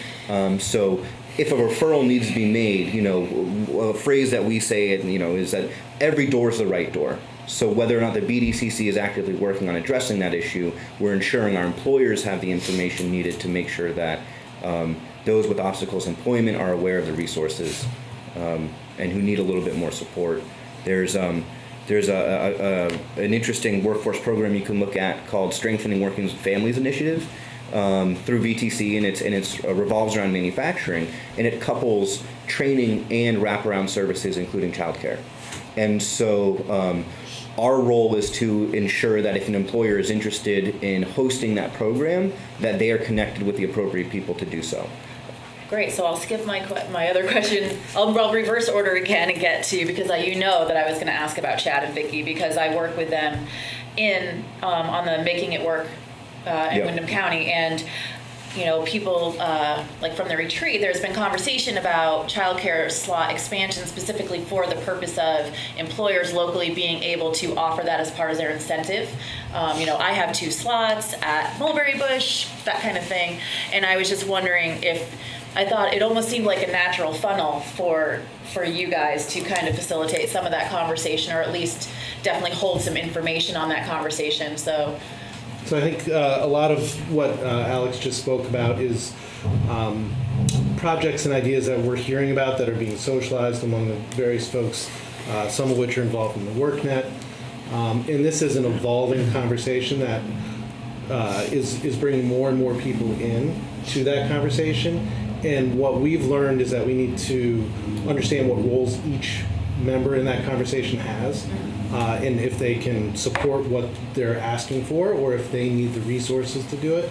So this WorkNet has created this resource network where people can come together and have that conversation, where everyone can then go back and say, okay, do we have the ability to contribute to that solution? Or is that something we should just let others do, and if there's a service provider that can provide that direct service? So for us, this is evolving conversation that we're really trying to get out there, learn more about, and understand where we can be most impactful and effective. great. I think for all of us, it's definitely. Is it okay if I keep? Keep going. Oh, keep going. Keep it up. Actually, I only have one more question. We were talking about data points that you might have, and I wondered if you had data on regarding salary brackets by age group, as in like how many people that fall in the millennial or Gen X generations are in what we consider like a mid-level, around 45, 50,000 managerial or above positions, and if you hold that kind of data for this region.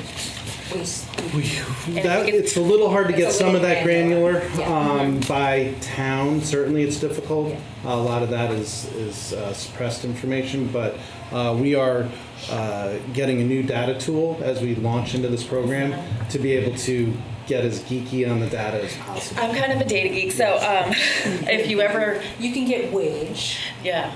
You can get age. Right. But so getting those things lined up is a little more difficult. And then it's often trailing. So it's probably, 2 or 3 years old.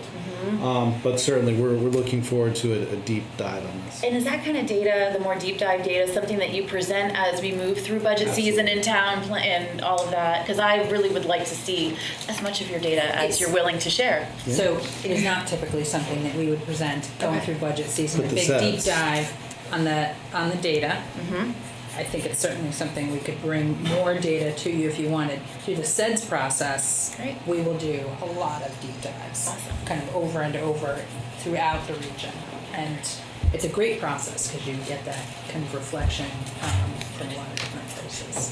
Thank you very much. And one last thing is, one of our strong partners is the McClure Foundation, and they've partnered with the Department of Labor to put together, it's called Pathways to Promising Careers, and it is a list of I think it's 55 high-wage, high-growth jobs. So it's jobs that in the next 5 or 10 years will have more than 100 openings and pay more than $20 an hour. So data can give you an excellent snapshot in time right now, but the stuff we're bringing into the schools is looking forward 5 years to make sure that as students graduate, in 5 years they will be a statistic we'll be proud of. Not to boil them down to a statistic, but we're not putting them on a path to low wage, entry level, or those kinds of employment opportunities. Thank you. I think we have a question from the audience. Nick Nickerson. I've been trying to think in my own mind how people who are in the programs can avoid the financial cliff once they get employment. And so I was interested if y'all have any thoughts about that in a very broad utopian way, if you had lots of money, how you would approach it, because I think welfare is a wonderful thing, but it avoids capitalism. It avoids person being able to stand on his own 2 feet financially. And I'd like to see those incentives. Do you have any thoughts about that? Go ahead. So I also, can I put on my other hat? Sure. Do you have it with you? So just, I'm aware that in the legislature, there is a lot of work that is going on around this. There's a lot of, and actually Jen's done some work, I think, in our office talking to folks, but looking at where are the points. So not fast enough, of course, but this is a really, it's a sustained conversation that is going on around this and building intelligence. One of the problems getting after this at the state level is around data, actually, and the systems that the state has for data and being able to cross-reference so you're really understanding what's happening. So that makes it harder to craft the policies, but they're figuring out ways to kind of jerry-rig that system so that they can so we can get some better strategies there. So. I would also just say if you are ever interested in hosting or joining us for a conversation, we are eager to learn all aspects of this. You know, we have our particular focus for many of our programmatic opportunities, but really as we're looking at developing the next program, we really need to understand how to inform that program. So I welcome the question. Thank you. Any more questions, comments? Oh, thank you, folks, very much. And I think what we're going to do is take your funding request and put it in our list of things we're considering it, when we get to budget, which is actually sooner than we all. It's like soon, now that we're in October. So if that's okay. Great. Oh, absolutely, yeah. Thank you. We have it. And thank you for the support you've offered in the past. So we're happy to thank have you. that conversation. Thank you, guys. It sounds good. That's for your important work. So Laura, what was your other hat there for a second? Legislative. That's right. Okay, I just wanted people to know that. Thank you guys so much.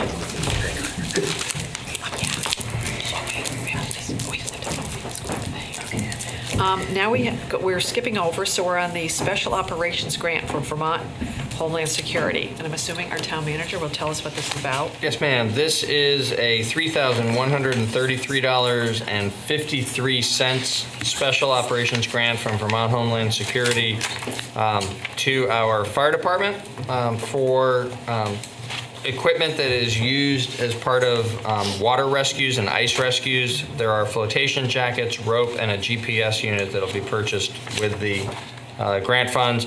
This was one of those where we had to meet a deadline to accept the award by the 22nd of September.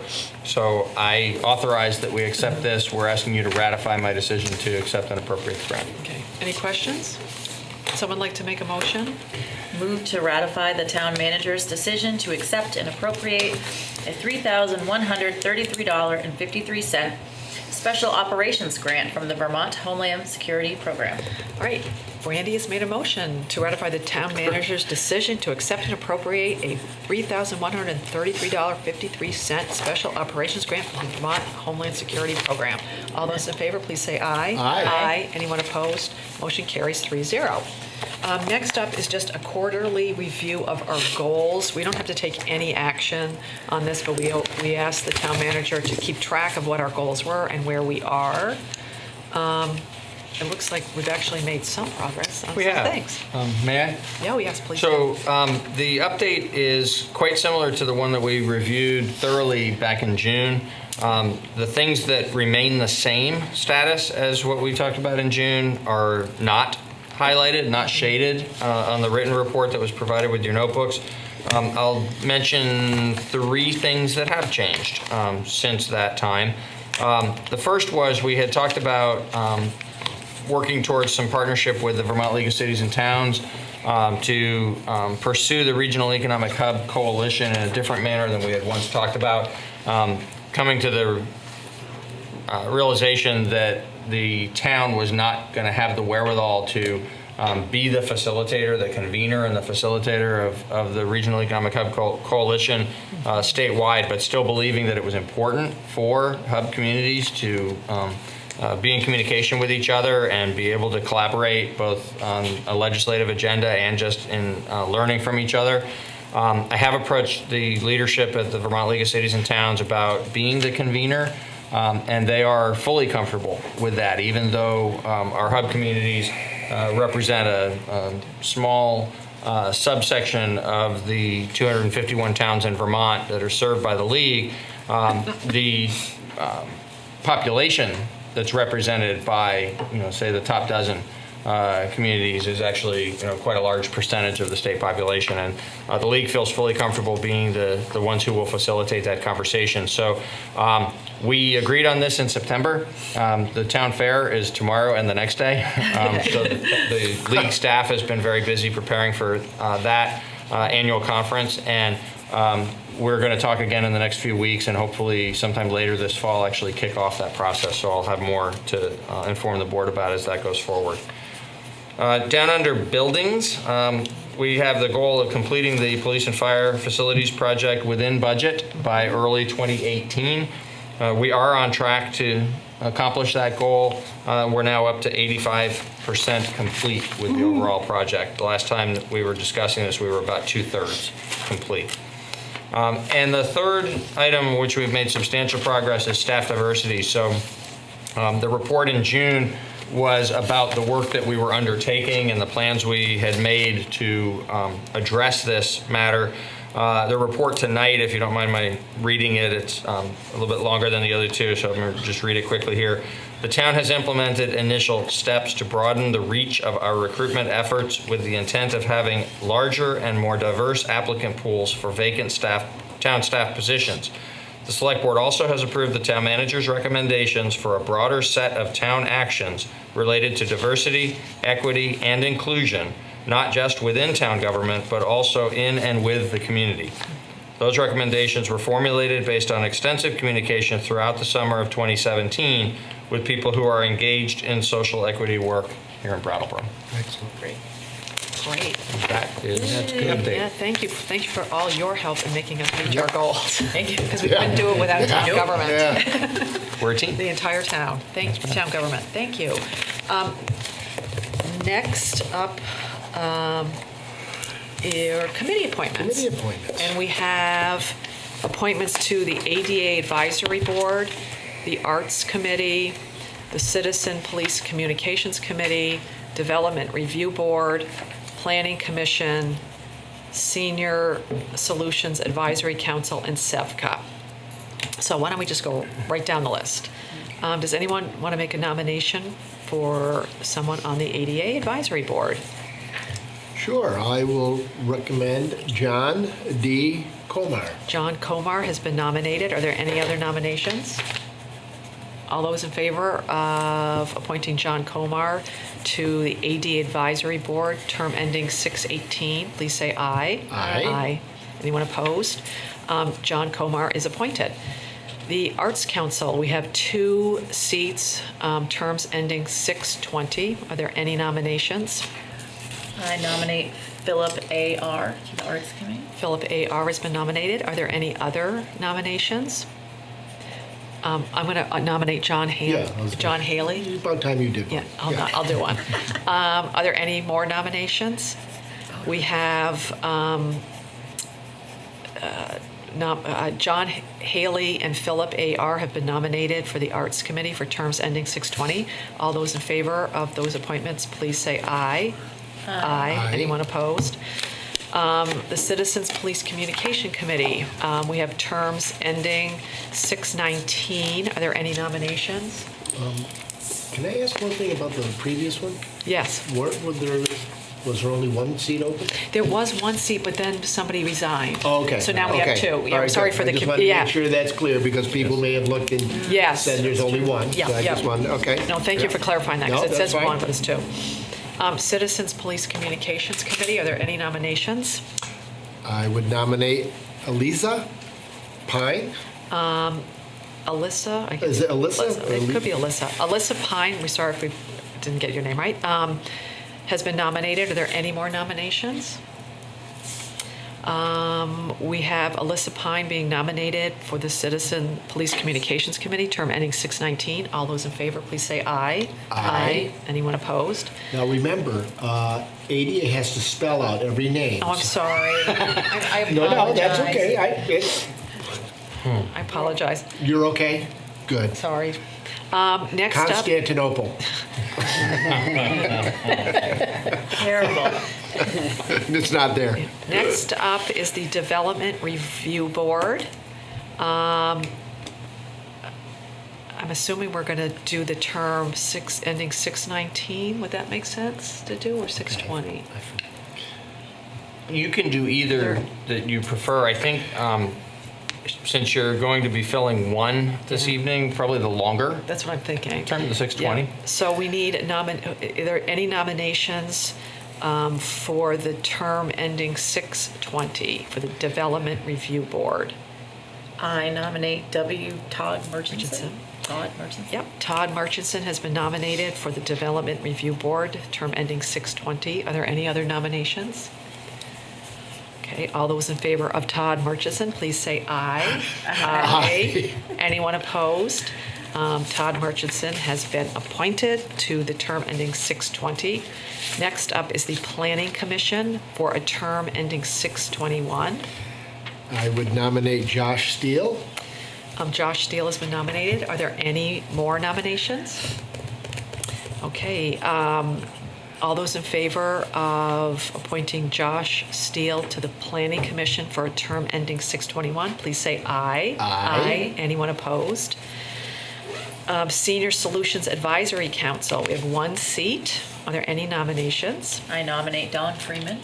Don Freeman has been nominated. Are there any further nominations? All those in favor of appointing Don Freeman to the Senior Solutions Advisory Council, please say aye. Aye. All those opposed? So the next one is SeVEDS, and it says Brattleboro does not have a seat on the SeVEDS board.